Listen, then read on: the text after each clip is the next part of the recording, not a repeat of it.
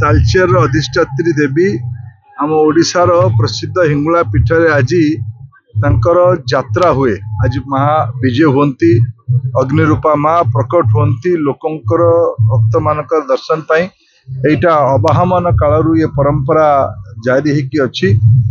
माँ को विषय आमर ये मान्यता अच्छी महाप्रभु जगन्नाथ जो महाप्रसाद हुए रोसई शालार देवी हेले माँ हिंगुला। लोक कथारे विश्वास अच्छी आज पाकिस्तान रो गोटे अंचल भी माँ हिंगुला मंदिर अच्छी।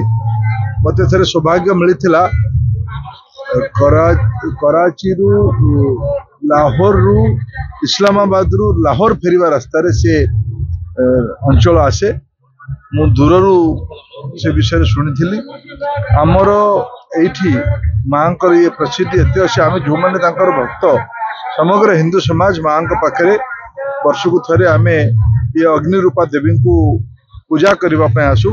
मु आज दिन ये पूजा अवसर में माँ पाखे प्रार्थना करी जे आम देश विकसित भारत हो, आम राज्य स्वाभिमानी हो, आमर ओडिया अस्मिता रो जो परंपरा अच्छी हजार हजार वर्ष सभ्यता आज ओडिया अस्मितार विषय नहीं गोटे प्रश्न चिन्ह अच्छी।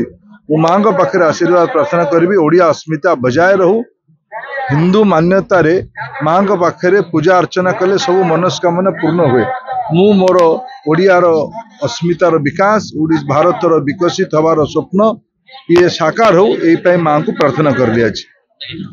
माँ अग्निरूपा माँ हिंगुला माँ जगतजननी आज तालचेर अधिष्ठात्री देवी माँ हिंगुला पवित्र यात्रा ये यात्रा समग्र ओडिशार परिव्याप्त ये यात्रा भारत वर्ष अन्य ये यात्रा लक्षाधिक भक्त आज समागम होती।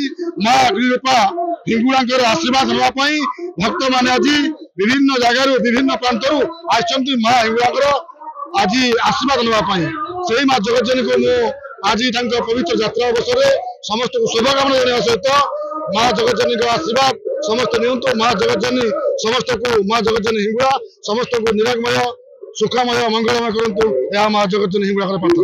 जय माँ हिंगुला। माँ तो महात्मा प्रथम कथा बहुत बहुत बहुत उच्चकोटीर तार तुलना करवाटा भी असंभव कि कही भी पारानी। आ बाकी रहा मु जो आजिका डेट्रे एडे जो प्रसाद सेवन करुँची माँ द्वारा ही 2009 रु मु एठारे माँ काम प्रसाद सेवन करूँ। आज गोटे दिन मु यात्रा गोटे दिन प्रथम दिन ही कराए। आज मु व्यवस्था कर 40 रु 50,000 लोक खाइबार मोर पाखापाखि 25,000 ऊर्ध्व अबिका जाके 1:30 भितर सरी सारे। बाकी रहा ठाकुराणी जो पंजाके इच्छा थी से पंजाके सेवा करी अनुभव बहुत भल। किंतु पूर्व वर्ष अपेक्षा ए वर्ष मु निरा ढंग प्रसादटा बन जोड़ा कि इडली तरकारी पकुड़ी तरकारी आपणकर पूरी तरकारी आबिका संध्या बेले बरा बरा अबिका बाहरी गला जोटा कि संध्या बेले आम दबु बोली व्यवस्था करूँ। बहुत भल लगुच माँ काम करने बहुत आनंद खुशी।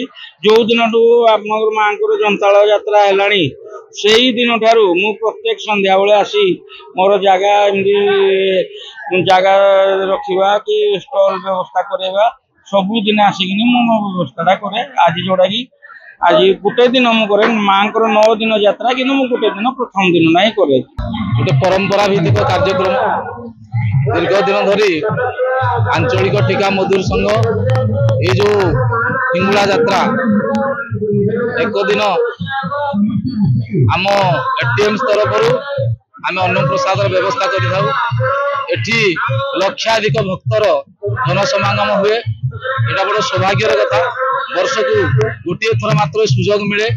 अधिष्ठात्री देवी माँ हिंगुला अग्निरूपा किंवदंती है आज दिन पुरी मंदिर रे 60 कोटी भोग रोषे हो पारे ना कहीं माँ सीधा सड़क भाव में आज खोला भाव में समस्त सामने उभा होती। गर्व आ गौरवर कथा सब बेले सौभाग्य आसे ना। आठी माँ हिंगुला आशीर्वाद भिक्षा करेंगे आ परंपरा लगी रही।